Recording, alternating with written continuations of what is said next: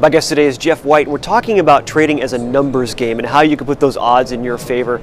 So Jeff, first of all, why is it a numbers game? How do I work with that? You know, Tim, the market, investing, trading, it really requires that you approach it as a numbers game. And here's what I mean by that. If you take a look at Major League Baseball, for example, let's consider a great hitter like Josh Hamilton. You know, the guy has like a .320 career average. In any single appearance at the plate, though, we might see him do one of a number of different things. He might hit a home run. He might walk or strike out or hit into a double play. We don't know in any one appearance, but over time his skill is going to produce the RBIs that he's capable of. He's going to get on base a number of times over his next 500 at-bats. And in trading, you've got to look at it the same way. Kind of like a casino might lose money to one player, they still have that house edge that's going to play out in their favor over time. So the casino's job is to get a larger sample size. They don't get their feelings hurt or get upset if one player comes and beats them.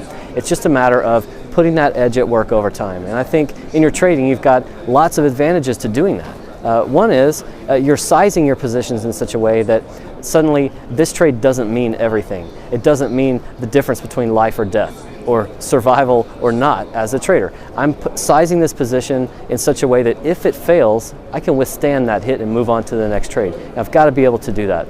I love the baseball analogies, and with Josh Hamilton, that's a great one. If he goes 0 for 4, doesn't mean he's not going to have a great day tomorrow at the next game. He'll kind of slough that off and just, hey, I'm back to my mechanics of hitting, and same way with trading, right? Absolutely. I think and confidence is so critical in trading. You've got to have some level of confidence to even step up and take that trade. And so as traders, it's easy to get concerned with protecting our account values, but we also have this psychological capital that we've got to protect as well. And by taking this numbers game approach, you're being more patient with yourself. If you endure a tough stretch, you're bouncing back with a little bit more confidence. And in that way, over time, especially if you're winning larger than you're losing on any one winning trade versus one failed trade, as long as you've got that skew in your favor, it doesn't even require great accuracy. It's just a matter of playing this numbers game, letting your edge play out over time.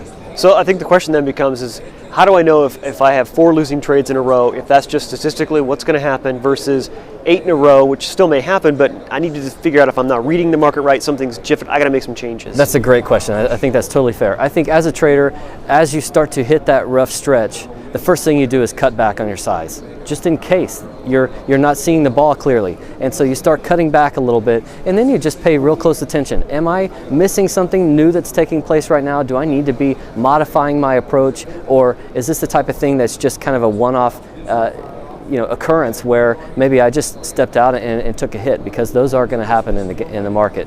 And over a period of time, if you're following those rules, you can hopefully surely make money. Absolutely, and I think that's the aim. I think in life, most people, especially with their day jobs, if they're part-time traders, they need to be right.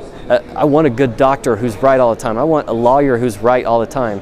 In trading, though, you've got to accept being wrong. And so with this concept of it being a numbers game, you know at the start of the day or the week or the month, I'm going to have some winning trades, I'm going to have some losing trades. It's just going to boil down to how well I manage those losses that's going to ultimately make the difference for me. Jeff, thanks for being here. Thanks, Tim. You're watching the MoneyShow.com video network.